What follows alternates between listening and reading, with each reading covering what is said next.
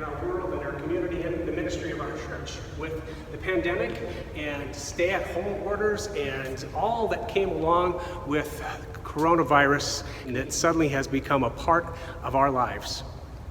This church used to be packed on Sundays, and now, of course, we have moved to online and worshiping in our parking lot, continuing to be a congregation alive and active, even though we are deployed in our homes and in our workplaces. Back just before this pandemic began, we were starting our process of a strategic plan for the next 3 to 5 years. Working with GSB Consulting and our partner Pete Royce, we had decided that we were going to move into this process of discernment anyways. Well, we decided to put it on pause and began instead in June.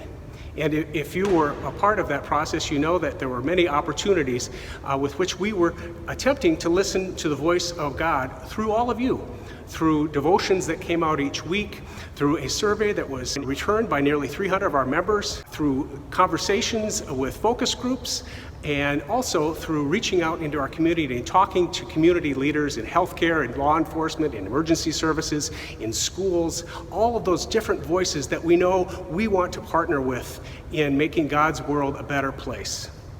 So at this time, I wanted to invite Pete Royce, our consultant, to share a little bit about what we discovered through that discernment process. What did we learn about ourselves through these different ways of discernment and listening?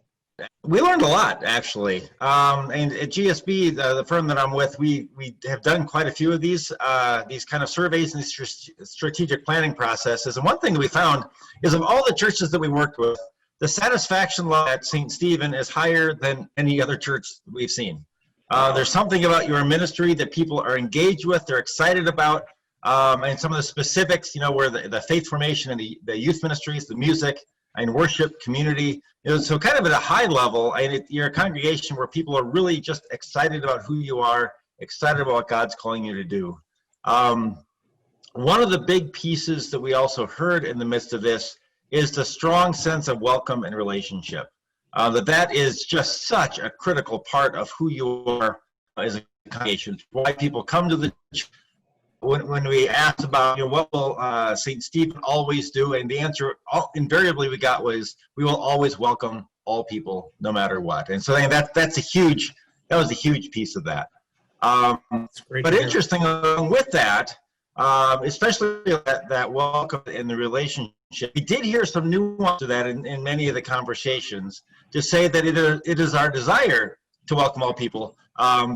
But we're not always quite as good at it as we'd like to be. As some people described, it's like we have a welcome mat that is clear and understandable, but not everybody comes in. And so, that takes us into the what do we do from here, yeah.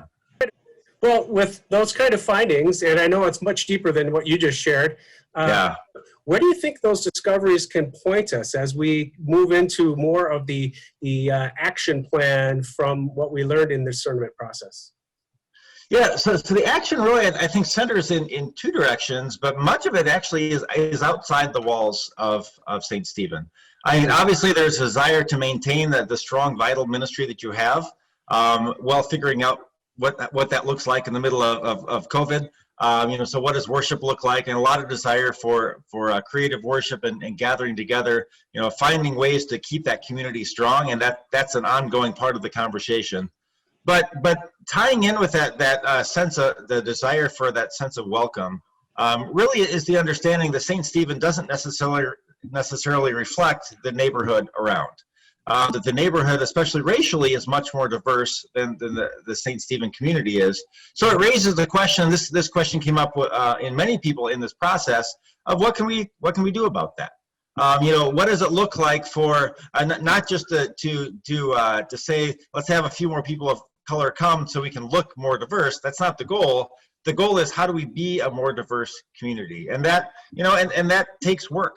And so I think that was one of the pieces that came out of this, that you'll see in the goals and the strategies we're putting together, is how can St. Stephen do that, which gets into some deep listening, some deep learning, but it also gets into potentially the conversation of racial justice, and what can St. Stephen's role be in that. This is a bit of a fluid situation as the congregation kind of figures out what are the next steps so that we can truly be who we claim to be and we want to be, is a church that welcomes all.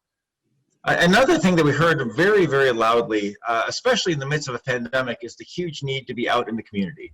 That it's not just about the St. Stephen congregation caring for itself, though that's part of it, but how can we be out working with people, feeding people, providing housing, and housing was one of the affordable housing was a huge thing that we heard in multiple levels of this conversation. And the great thing is St. Stephen has great relationships with ministry partners who are doing a lot of these things. So it's not like St. Stephen needs to suddenly reinvent the wheel, but kind of a deeper investment, financial and volunteer-wise, in some of these ministry partners, I think, will really help to live this out of what a lot of people, and kind of widely what we heard from the congregation of this is our desire to really impact the Bloomington and the wider community by being there and being a presence, knowing that COVID-19 makes that so much harder for people.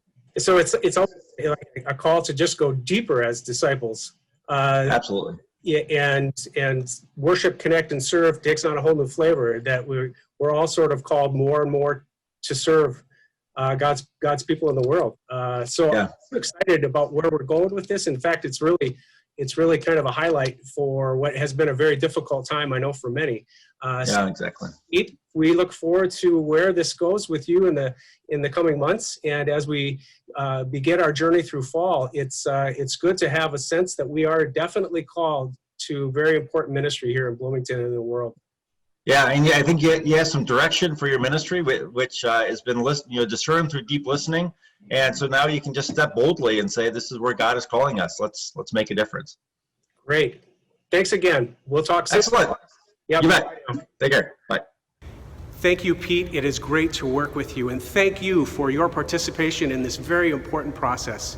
We look forward to sharing the ministry result areas and some of the goals that we are looking at on Sunday, September 20th, after worship. You'll find a link to our virtual coffee hour, and you can join us then and have the opportunity to either go into a small group and talk a little bit about where you think our church is going and where God is leading us in this time together. Again, thank you so much, and may God bless your week.